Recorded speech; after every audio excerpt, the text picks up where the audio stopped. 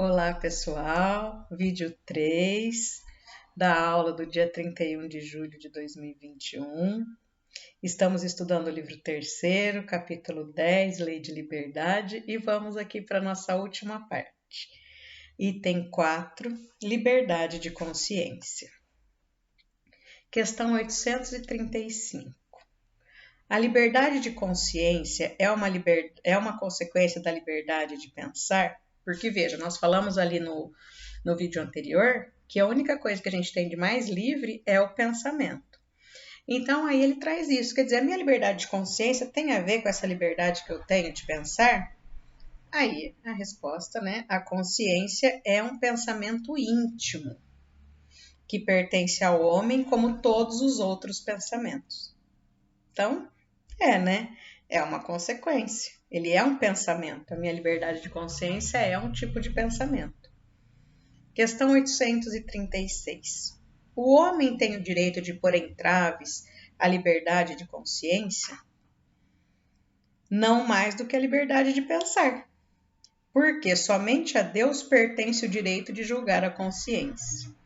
Se o homem regula pelas suas leis a relação de homem para homem, Deus, por suas leis naturais, regula as relações do homem com Deus. Então, a partir das leis divinas é que a gente vai ter essa regulação de consciência e de pensamentos, né? Questão 837.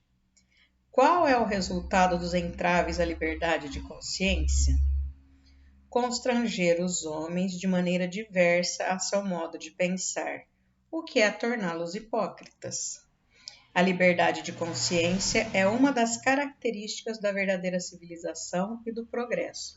Então, veja, quando eu tolho essa liberdade de pensamento, essa liberdade de consciência, eu estou tolhendo o direito da pessoa de se pertencer a si, né? Veja, se eu tenho que falar uma coisa e eu penso outra, eu tenho que falar por motivos sociais, enfim, que me faz, né? O que essa atitude me torna? Me torna um hipócrita, me torna uma pessoa que precisa mentir, né? E isso é muito, muito sério, muito complicado.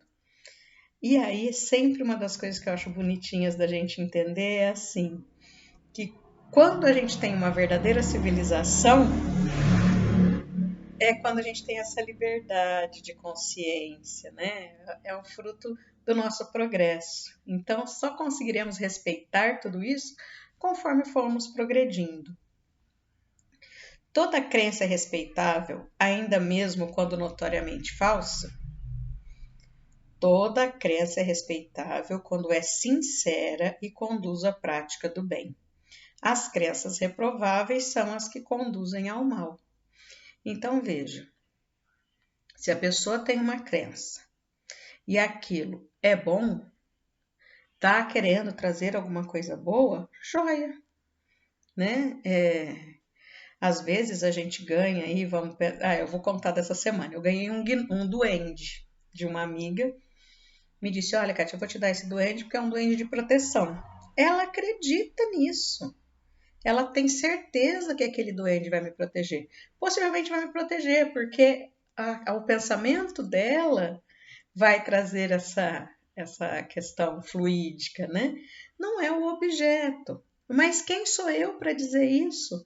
Aceitei o duende, feliz da vida, falei muito obrigada, com certeza vai me proteger, porque eu sei que é o desejo da outra pessoa.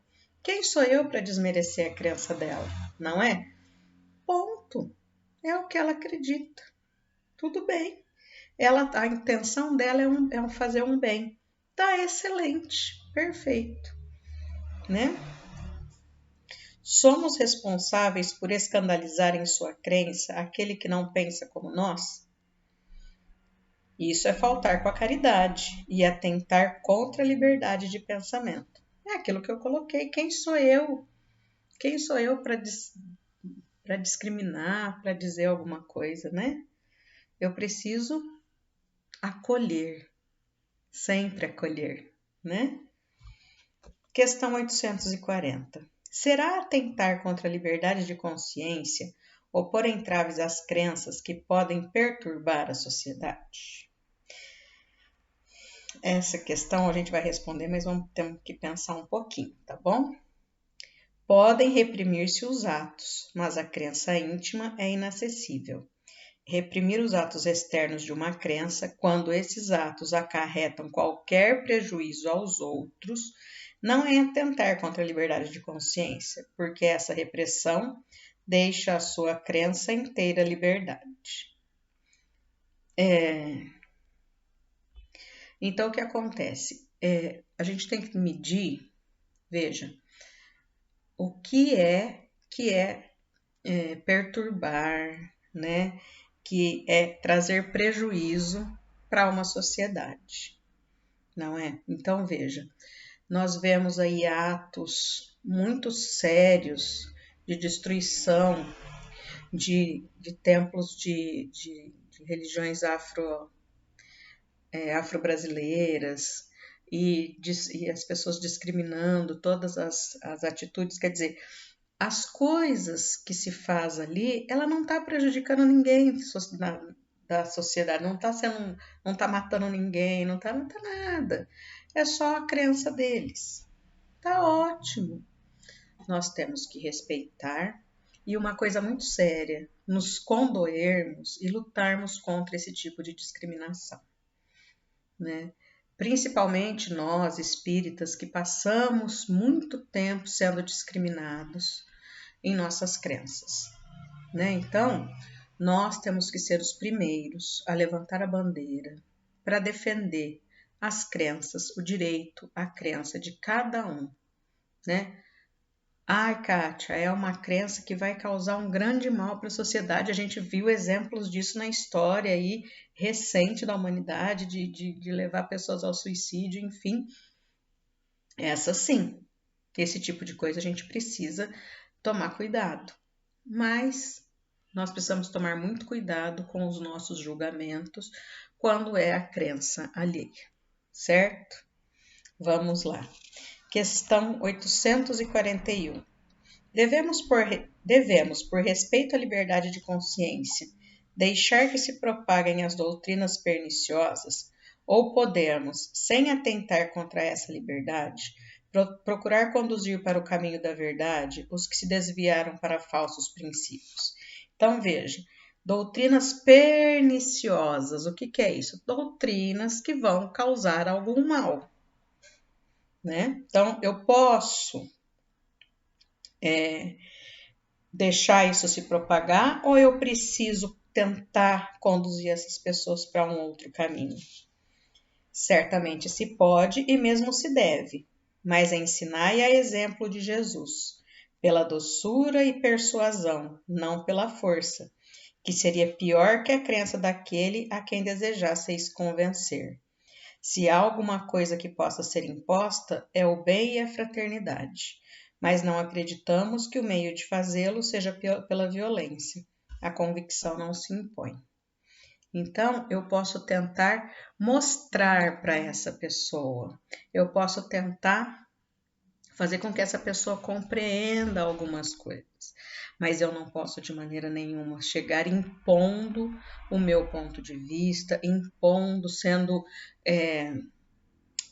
com grosseria, desrespeitoso em relação às outras pessoas. Porque eu acho que essa é a frase: devemos agir a exemplo de Jesus, pela doçura, pela persuasão, né? Vou mostrar para aquela pessoa, mas não vou impor a minha ideia. Ela tem o direito de não querer nesse momento mudar sua forma de pensar. Questão 842, a última do nosso estudo de hoje. Como todas as doutrinas têm a pretensão de ser única expressão da verdade, por que sinais podemos reconhecer a que tem o direito de se apresentar como tal? Então, veja, todo mundo fala, não, a minha religião é que conduz a Deus, é a minha, é a minha, é a minha, não, é a do outro, é a minha, não a do outro, enfim, temos tantas até brigas por conta disso, guerras, enfim. E aí a resposta é uma das que eu mais gosto. Essa será a que produza mais homens de bem e menos hipócritas. Quer dizer que pratiquem a lei do amor e caridade na sua maior pureza e na sua aplicação mais ampla. Por este sinal reconhecereis que uma doutrina é boa, pois toda doutrina que tiver por consequência semear a desunião e estabelecer divisões entre os filhos de Deus, só pode ser falsa e perniciosa. Então, como eu sei que uma doutrina é séria? Eu sei que ela é séria quando ela segue os preceitos de Jesus, no nosso caso, ou que são preceitos que nos levem à união, à fraternidade, ao amor, à caridade, enfim, que eu consiga realmente amar o meu próximo como a mim mesmo. Essa é a expressão. Quando uma doutrina faz isso, tô tranquila. Não importa a denominação, não importa o tipo, quem é o profeta ou o divulgador, desde que ela tenha esse princípio, ela é uma doutrina que vai levar, sim, ao reino dos céus. Gente, por hoje é só. Um beijo para vocês, se cuidem, fiquem bem. Até mais. Tchau.